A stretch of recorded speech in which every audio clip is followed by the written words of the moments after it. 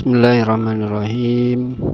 Ustadz dan Ustadzah yang dirahmati Allah Subhanahu wa Ta'ala, alhamdulillah ya, kita telah melewati masa penempaan di bulan agung, bulan yang mulia, bulan Ramadan, dan kami mengucapkan taqabbalallahu minna wa minkum.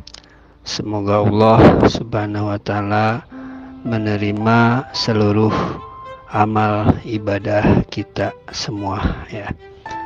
Dan insya Allah ya, di bulan Syawal ini kita akan menatap masa depan yang sangat cerah ya, dengan ruhaniyah yang sudah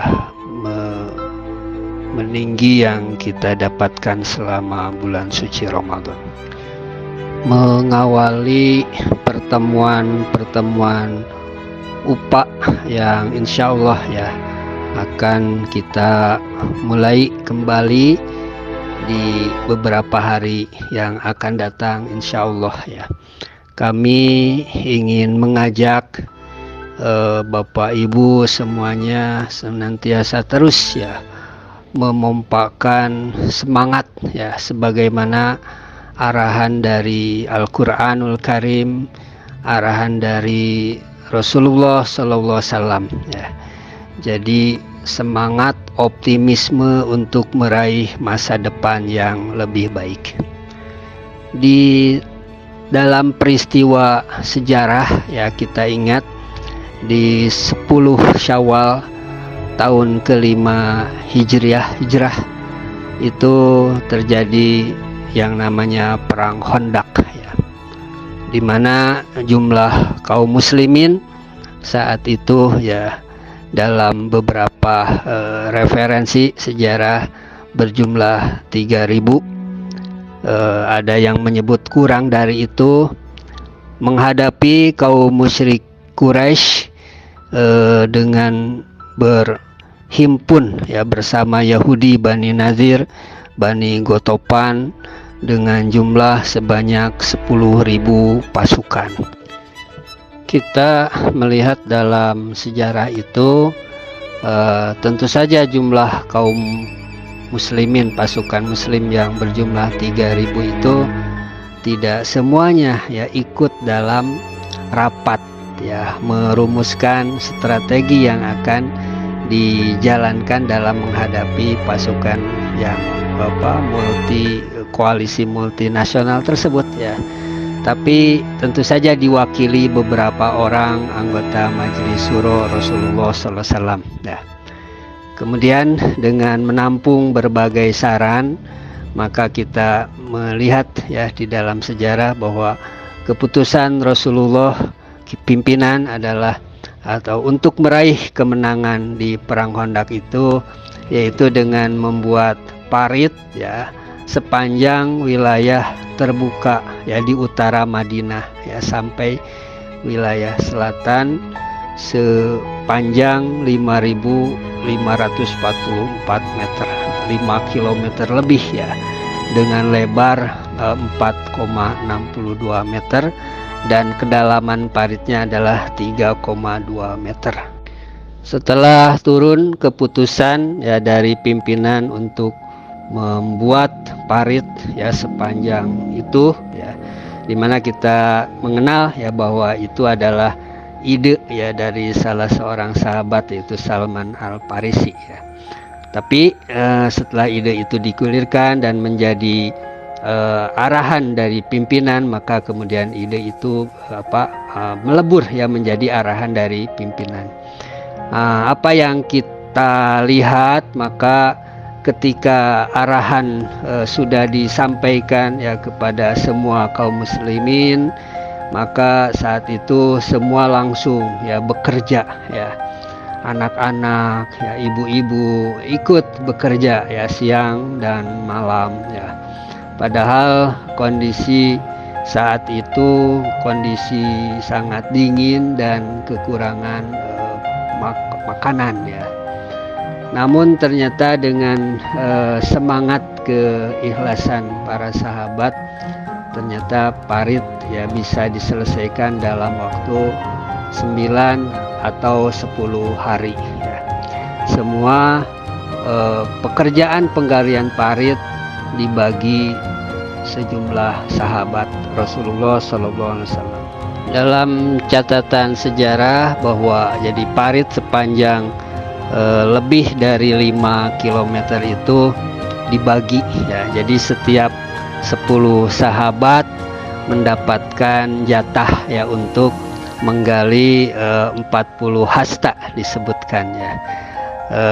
Kaum muhajirin kebagian dari mulai kawasan Ratij ya sampai dengan benteng Dzubab disebutkan ya. Sedangkan selanjutnya kaum Ansor dimulai dari benteng Dzubab sampai bukit Bani Ubaid ya. Mereka bekerja dengan penuh ikhlas ya atas arahan pimpinan Rasulullah SAW. Kemudian ternyata dari situ ya kita membaca ya di dalam cuplikan sejarah itu ya, dengan pekerjaan itu maka kemudian turunlah ya keberkahan demi keberkahan. Kita membaca ya di dalam sejarah itu disebutkan ya bagaimana kondisi kaum muslimin yang sedang kelaparan ini.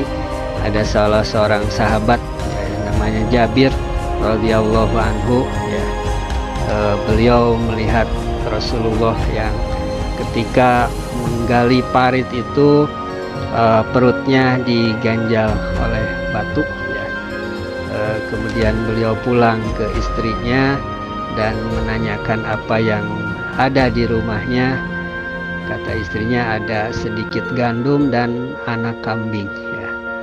Nah, kemudian beliau masak ya, kemudian disampaikan kepada Rasulullah, diinformasikan ya ada sedikit makanan tapi hanya cukup untuk beberapa orang ya.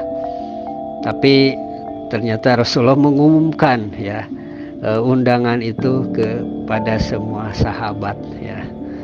Luar biasa ya, disitulah ternyata makanan itu menjadi banyak ya sehingga cukup untuk semuanya ya. Kemudian kita juga ya mendapati ya di dalam cuplikan sejarah, jadi ketika para sahabat mendapat kesulitan karena ada batu yang tidak bisa ditampol ya, tidak bisa dihancurkan, kemudian mereka melaporkan hal itu kepada Rasulullah SAW. Nah, kemudian dalam kisah itu disebutkan Rasulullah kemudian menyelesaikan permasalahan itu. Rasulullah menampol ya batu itu dengan kampaknya, kemudian keluar ya cahaya ya. Nah, kemudian Rasulullah mengucapkan Allahu Akbar ya, aku melihat istana merah ya. Jadi kunci-kuncinya diserahkan kepadaku ya. Istana merah ini Syam ya, sebuah tanda ya bahwa istana merah atau Syam akan putuh ya ke tangan Islam ya. Kemudian yang kedua kalinya Rasulullah menampol batu tersebut, kemudian keluar lagi cahaya dan kata Rasulullah Allahu Akbar ya, aku melihat istana putih ya, Persia ya, kunci-kuncinya diserahkan kepadaku ya. Subhanallah ya, jadi optimisme yang luar biasa ya, sampai akhirnya di tampolan ketiga ya, kemudian keluar lagi cahaya ya, yang kemudian batu itu menjadi pecah ya semuanya. Rasulullah mengucapkan Allahu Akbar ya, aku melihat ya pintu-pintu Son'a ya, jadi negeri Yaman akan futuh ya. Luar biasa ya. Ustadz dan ustadzah yang dirahmati Allah Subhanahu wa taala ya, hari ini ya perjuangan baginda Rasulullah SAW ada di pundak ya ustadz dan ustadzah semuanya ya. Kita ingin kemenangan dakwah hadir di bumi pertiwi ini hadir di bumi Allah Subhanahu wa taala, hadir di Sukabumi ini ya. Karena itu mari ya kita sukseskan ya, kita semangatkan ya untuk menindaklanjuti arahan-arahan dari para pimpinan kita ya. Di PKS ya, pimpinan pusat ya sudah mengeluarkan ya strategi ya untuk meraih kemenangan politik, kemenangan dakwah pada 2024 ini dengan melalui strategi yaitu rekrutmen ya anggota atau rekrutmen KTA sebanyak 1 juta ya, 1 juta KTA. Dari target ya 1 juta KTA ini dibagi-bagi ya per wilayah ya. Kabupaten Sukabumi kebagian 16.000 ya KTA anggota baru. Nah, kemudian oleh di tingkat Kabupaten Sukabumi dibagi-bagi sehingga pada akhirnya setiap anggota pelopor ya kebagian jatah untuk merekrut 30 KTA. Allah Akbar ya. Subhanallah, ini sebuah tantangan ya. Kalau dulu para sahabat ya, tiap 10 sahabat mendapatkan jatah 40 hasta ya untuk menggali parit ya. Mereka siang malam bekerja ya, sampai disebutkan ada yang nyebut 6 hari atau ada yang menyebut 9 hari mereka bekerja, sehingga tunai tugas ya mereka ya menggali parit itu, yang itu menjadi benteng ya pertahanan kaum muslimin. Nah, hari ini tugas kita adalah merekrut 30 KTA ya. Ini sudah dicanangkan ya di awal tahun lalu, jadi sudah berjalan ya selama 1,5 tahun ya. Luar biasa ya, kita mendapati semangat yang luar biasa ya dari kalangan ibu-ibu kita, luar biasa ya, menunjukkan semangatnya ya. Seorang ibu dari Cikembar ya sudah mendapat 400 KTA. Allah Akbar. Namun ternyata ya kita pun beristighfar ya, di antara anggota kita ada yang dalam evaluasinya belum sama sekali ya melakukan kerja untuk merekrut ini ya. Jadi kita evaluasi kemarin berapa capainya, ternyata 0 ya. Jadi sudah 1,5 tahun arahan pimpinan ini ternyata belum, kalau 0 berarti belum bekerja, belum merekrut ya. Kita beristighfar ya, memohon ampun kepada Allah Subhanahu wa taala. Jangan sampai ya kita tidak melaksanakan tugas ini. Naudzubillah, ini menjadi maksiat kita ya, maksiat kita kepada Allah ya, kepada Rasul dan kepada organisasi itu. Untuk itu ya, di pekan-pekan pertama ya pertemuan UPA, Ana ingin mengajak kepada semua ustadz-ustadzah untuk mengingatkan hal ini ya. Demikian arahan pimpinan ini disampaikan ya di kesempatan hari ini tanggal 10 Syawal ya, mengingat sejarah ya peristiwa perang Khandaq ya. Mudah-mudahan dengan arahan ini ya memasuki pertemuan UFA yang akan dilaksanakan di hari-hari ke depan, semua dalam kondisi bersemangat ya menyambut seruan Allah dan Rasulnya. Demikian, hadanallah wa iyyakum ajmain. Jazakumullah khair wa ufawwidu amri Allah. Al-afu minkum, astaghfirullahalazim li walakum. Wassalamualaikum warahmatullahi wabarakatuh.